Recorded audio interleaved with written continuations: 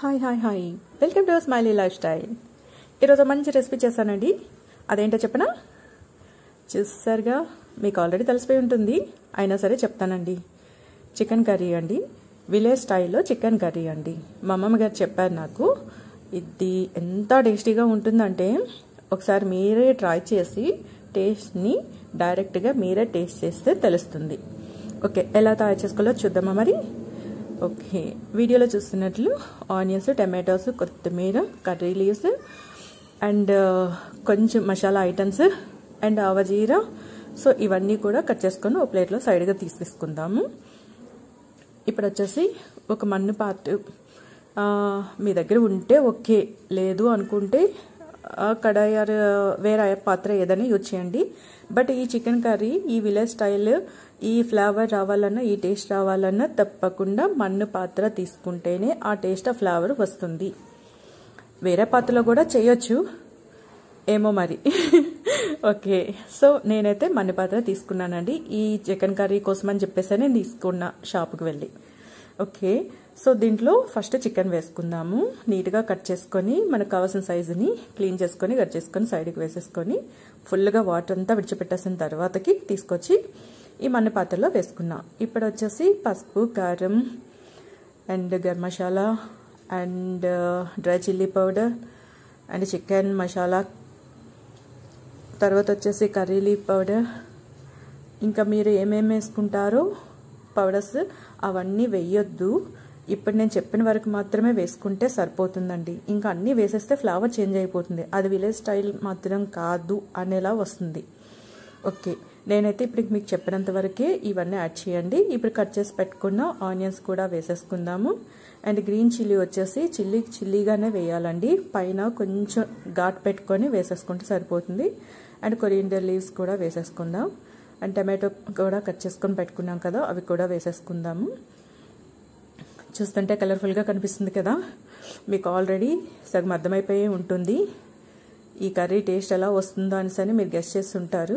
Okay, ఇప్పుడు వచ్చేసి masala items సైడ్కి కొంచెం పెట్టుకున్నాం కదా, ఆకు, చెక్క అండ్ లవంగి అండ్ కొంచెం మిరియాలు అండ్ బిర్యానీ పువ్వు, ఇవన్నీ కూడా వేసేసుకుందాము. ఇప్పుడు అల్లం వెల్లుల్లి పేస్ట్ కూడా వేసుకుందాము. అల్లం వెల్లుల్లి పేస్ట్ వచ్చేసి నేను నార్మల్గా అప్పటికప్పుడే దంచి పెట్టుకుంటానండి. పేస్ట్ కూడా ఫ్రిడ్జ్లో పెట్టుకుంటాను. బట్ ఈ చికెన్ కర్రీకి, ఇది విలేజ్ స్టైల్ చికెన్ కర్రీ కదా, అన్నీ అప్పటికప్పుడే చేసుకునే వేసుకోవాలి. ఓకే, ఫ్రిడ్జ్లో ఉంటే వేసేసుకోండి, మీరు కాదని చెప్పలేను. ఇప్పుడు కొంచెం ఆయిల్ కూడా యాడ్ చేసుకోవాలి. కర్రీకి సరిపోయినంత ఆయిల్ మనం వేసేసుకోవాలి. దీనికి ఎక్కువ ఆయిల్ కూడా వేయొద్దు, బట్ కొంచెం ఆయిల్ అయితే వేసుకోవాలి. మన్ను పాత్ర కదండి, ఆయిల్ కూడా ఎవాపరేట్ అయిపోతుంది. సో మనం కర్రీ బాయిల్ అవుతూ ఉంటే అప్పుడు కొంచెం ఆయిల్ యాడ్ చేద్దాం. ఇప్పుడైతే ఈ ఆయిల్ సరిపోతుంది. సో ఇవన్నీ వేసేసుకున్నాం కదా, ఇప్పుడు ఇవన్నీ కూడా నీట్గా చక్కగా పైన కిందనంతా కలిసేలాగా నీట్గా కలిపేసుకోవాలండి. చేయి పెట్టి కరెక్ట్గా కలిపేసుకోవాలి. బౌల్లో చూస్తున్నారు కదా ఎంత కలర్ఫుల్గా ఉన్నాయి కదండి అన్ని ముక్కలు కలిసి. సో ఇవన్నీ కలిసి ఒకేసారి ఇప్పుడు చెప్పిన ఇంగ్రీడియంట్స్ అన్నీ కలిసి వేయాలండి. ఏ ఒక్కటి కూడా షార్ట్ అయితే మరి ఎలా వస్తుందనేది చెప్పను. నేనైతే ఇవన్నీ వేసి చేశాను కనుక అనుకున్న విధంగా ఆ కర్రీ టేస్ట్, ఫ్లేవర్ వచ్చింది. నాకైతే ఇది చాలా ఇష్టం అండి. నేనైతే ఎక్కువగా చేస్తూ ఉంటాను ఇంట్లో. ఈరోజు మీకు అది షేర్ చేస్తున్నాను. మీరు కూడా ట్రై చేసి ఒకసారి టేస్ట్ చేయండి, చాలా బాగుంటుంది. తినను అనే వాళ్ళు కూడా చక్కగా తింటారు, పిల్లలు, పెద్దలు అందరూ కూడా చక్కగా ఇష్టంగా తింటారు. ఆ ఫ్లేవర్ అలాంటిది. ఆ ఫ్లేవర్ ఎక్కడి నుంచి వచ్చింది? మనం తీసుకునే ఇంగ్రీడియంట్స్ అండ్ మన్ను పాత్ర. ఓకే, సో ఇదే దీని స్పెషల్ అనమాట. వావ్, స్మెల్ అయితే బాగుందండి.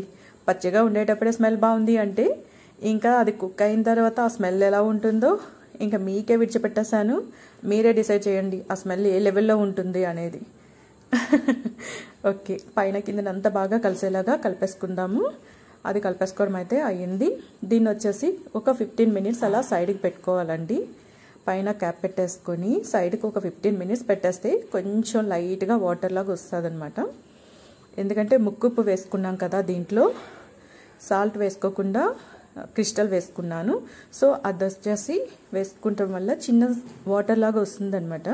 సో ఇవన్నీ కలిసి కలిపేసుకొని సైడ్కి ఒక 15 మినిట్స్ 20 మినిట్స్ పెట్టుకున్నామంటే బాగుంటుంది. ఓకే, స్టవ్ ఆన్ చేసుకొని పైన వచ్చేసి ఈ బౌల్తో తీసుకెళ్ళి అలా స్టవ్ మీద పెట్టేసుకుందాం. మన్ను పాత్ర గ్యాస్ స్టవ్ మీదన పాత్ర వేడవ్వాలి అంటేనే చాలా టైం పట్టేస్తుందండి. అండ్ దీన్ని వచ్చేసి కలుపుకుంటూ వెళ్ళాలి. మీరు మన్ను పాత్ర తీసుకునేటప్పుడు లైట్ వెయిట్ ఉండే పాత్రలు తీసుకోవద్దండి. మీరు ఆ థిక్నెస్ చూస్తున్నారా ఇప్పుడు వీడియోలో, ఆ లెంత్ థిక్నెస్ ఉండేటప్పుడు మాత్రమే పాత్ర తీసుకుంటే వెయిట్ అండ్ థిక్గా ఉన్న ప్లేస్ని చూసుకొని ఆ పాత్రను తీసుకోవాలి. అప్పుడు దాంట్లో ఏ ఫుడ్ మనం కుక్ చేసుకున్నా సరే కిందన అంటుకోకుండా ఫ్రీగా వస్తుందన్నమాట. పల్చగా ఉండే పాత్రలు తీసుకుంటే పైన గమ్ములాగా అంటేసుకుంటా ఉంటుంది కిందన. సో అది లేకుండా ఉండాలి అంటే ఇలాగ ఈ థిక్గా ఈ వెయిట్ ఎక్కువగా ఉండే పాత్రని, ఎస్పెషల్లీ కుకింగ్ కోసం తీసుకోవాలనుకునే పాత్రలు ఇలా తీసుకోవాలి. చూసారా ఇప్పటి వరకు ఇంకా లైట్గా హీట్ వచ్చింది. ఎంత టైం పెట్టున్నాను తెలుసా? ఓకే, ఇప్పుడైతే కుకింగ్ స్టార్ట్ అయిపోయిందండి. ఫుడ్ స్టీమ్కే బాయిల్ అయిపోతుంది. ఈ స్మెల్ అయితే మాత్రం పిచ్చిగా వస్తుంది అనుకోండి. చాలా చాలా బాగుంది స్మెల్. ఒకసారి కర్రీ కలుపుకుందామా పైన కిందన. చూసారా పాత్రకి ఎక్కడ అంటుకోలేదు. అదే సన్నగా పల్చగా ఉండే పాత్ర అయితే అది కిందన అంటేసుకుంటా ఉంటుంది. ఇది ఒకటి మీరు గుర్తుపెట్టుకొని కొనుక్కోవాలి అనుకునే వాళ్ళకి చెప్తున్నా. విలేజ్ స్టైల్ చికెన్ కర్రీ చేయాలి అనుకుంటే మన్ను పాత్ర తప్పకుండా ఉండాలండి. దాంట్లో కుక్ చేస్తేనే ఆ స్మెల్ ఫ్లేవర్ అంతా బాగుంటుంది. టేస్ట్ కూడా అనుకున్నట్లు పర్ఫెక్ట్గా వస్తుంది. ఎస్, సో ఇప్పుడైతే చూస్తున్నారు కదా, ఇప్పుడు పాత్ర వేడయిందండి. కుక్ అవ్వడం కూడా స్టార్ట్ అయిపోయింది. చూస్తుంటేనే చాలా బాగుంది కదా, కలర్ఫుల్గా కనిపిస్తుంది. గ్రీన్గా, రెడ్గా అండ్ ఎల్లోగా, వైట్గా అన్నీ కలిసి కలర్స్ కనిపిస్తుంది. దీన్ని వాటర్ వేయకుండా ఒక 20 మినిట్స్ అయితే అలాగా కుక్ చేసుకోవాలండి. ఇప్పుడు వచ్చేసి బాగా డ్రై అయ్యింది. చూసారా వాటర్ అంతా కూడా డ్రై అయిపోయింది. కర్రీ అంతా కూడా పొడిగా ఉంది. ఇప్పుడు కొంచెం వాటర్ యాడ్ చేసుకుందాం. ఇప్పటి వరకు అయితే వాటర్ యాడ్ చేయొద్దు. ఆ పచ్చి స్మెల్ అంతా పోయింది. అన్నీ కూడా పచ్చి వేసుకున్నాం కదా, ఆ పచ్చి స్మెల్ అంతా పోయింది. ఇప్పుడు కొంచెం వాటర్ యాడ్ చేసుకున్నాం. ఆల్రెడీ హాఫ్ బాయిల్ అయిపోయిందండి కర్రీ, అందుకు ఎక్కువ వాటర్ అవసరం లేదు. కొంచెం గ్రేవీ కోసం అండ్ ఈ కర్రీ ఏ లెవెల్లో కావాలో ఆ లెవెల్ కోసం కొంచెం వాటర్ అయితే యాడ్ చేయాలి.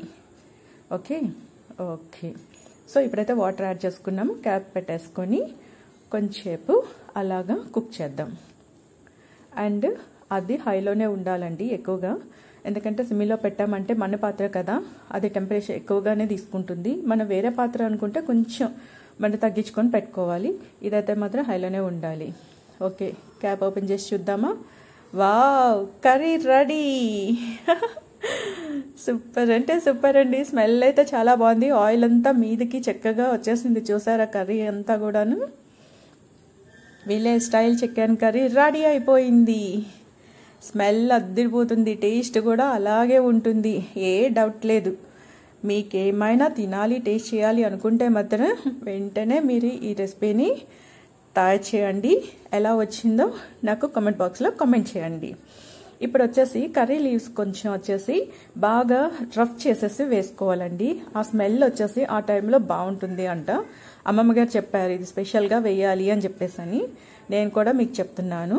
లాస్ట్లో స్టవ్ ఆఫ్ చేసే టైంలో కొంచెం కర్రీ లీవ్స్ని వచ్చేసి బాగా చేయితోటి ఫ్రెష్ చేసి వేసుకోవాలి అని చెప్పారు.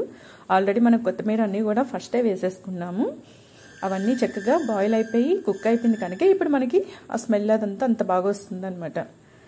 ఓకే, మనకు కావాల్సిన లెవెల్. ఇప్పుడు స్టవ్ ఆపేద్దామా మరి? ఎస్, కర్రీ రెడీ అయిపోయింది కదా, స్టవ్ ఆపేద్దాము.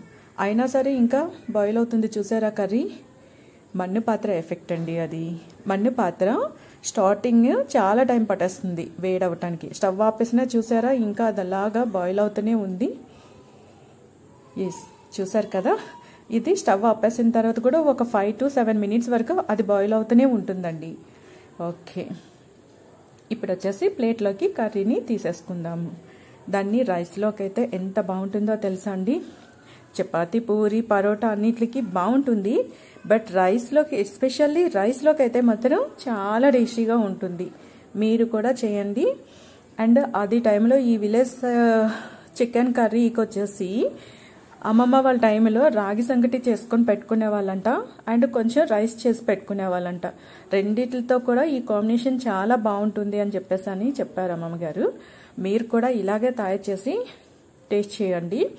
నేనైతే ఈరోజు రైస్తో కాంబినేషన్ పెట్టుకున్నానండి. కర్రీ చూస్తుంటే చాలా బాగుంది కదా. ఎక్కడ ఉంటుందండి ఈ టేస్ట్, ఈ ఫ్లేవర్? మన చేతితో మన ఇంట్లో మనం కుక్ చేసుకొని మనం టేస్ట్ చేసి మన ఫ్యామిలీ మెంబర్స్ అందరికీ పెట్టాము అనుకుంటే ఆ ఆనందం ఎక్కడి నుంచి వస్తుంది? ఎంత ఆనందం వస్తుంది? దాన్ని ఒక రేంజ్లో చెప్పలేము కదా. వేరే లెవెల్ అంటే లెవెల్ అంతే. ఓకే, ఇప్పుడైతే నేను కర్రీని వేసేసుకుంటున్నాను. రైస్తో కాంబినేషన్ చాలా బాగుంటుందని యా వావ్, ఫాస్ట్గా తినేయాలనిపిస్తుంది. దీనికి ఇంకొంచెం కాంబినేషన్ కూడా తీసుకుందామా? రైస్ చికెన్ కర్రీ బాగానే ఉంది, పక్కన చిన్న సైడ్. ఓకే, ఏం తీసుకుందాము? ఎస్, కీర, దోసకాయ పీసెస్ చక్కగా పైన స్కిన్ అంతా రిమూవ్ చేసేసి కట్ చేసి 3 పీసెస్ అయితే నేను తీసుకున్నాను. అండ్ బీట్రూట్, మీకు తెలుసు కదా బీట్రూట్. సో అది. ఇప్పుడు వచ్చేసి క్యారెట్, పైన స్కిన్ అంతా తీసేసి క్లీన్ చేసుకొని నీట్గా కట్ చేసి పెట్టుకున్నాను. ఈ చికెన్ కూర స్పైసీగా రైస్తో తింటా ఉంటే మధ్య మధ్యలో కారంగా ఉంటుంది కదా, స్పైసీగా చేసుకున్నాం కదా, దాన్ని కొంచెం కంట్రోల్ చేయడానికి ఈ సైడ్ డిష్ అదే దోసకాయ అండ్ బీట్రూట్, క్యారెట్. ఇవి మధ్య మధ్యలో తింటా ఉంటే చికెన్ కర్రీతో అన్నం కలుపుకొని ఇవన్నీ కలిసి అబ్బా ఎంత బాగుంటుందో. నేనైతే ఇంకా ఆగలేకపోతున్నానండి, తొందరగా టేస్ట్ చేసేస్తానండి. Thank you for watching.